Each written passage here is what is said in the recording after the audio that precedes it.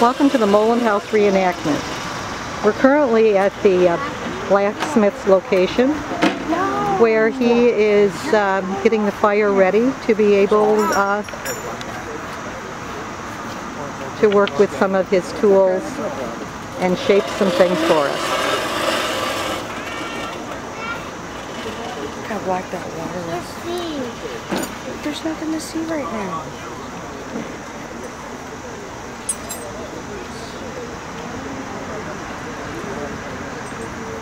Eyes are burning. From what? From the sun. It's burning in the eyes. Anybody have any questions? Unfortunately, when I got this call... Do you have a question? You just poured in it? Yeah. Yes, this gentleman has a Yes. question right here. I have a question. How do you protect yourself from that? I stay away from it. No, like, how do you make sure this, like, it doesn't, like, burn too much? To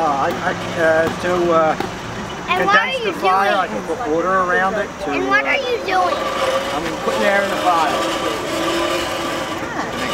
There's a blower right here. I'm cranking the handle. The air's going up underneath and coming up underneath the bottle.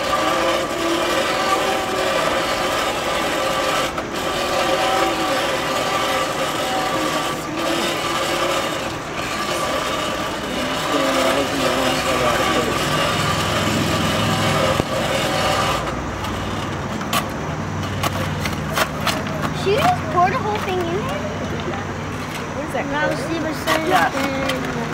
Soft coal. You know that's burning more bigger? No, I love it.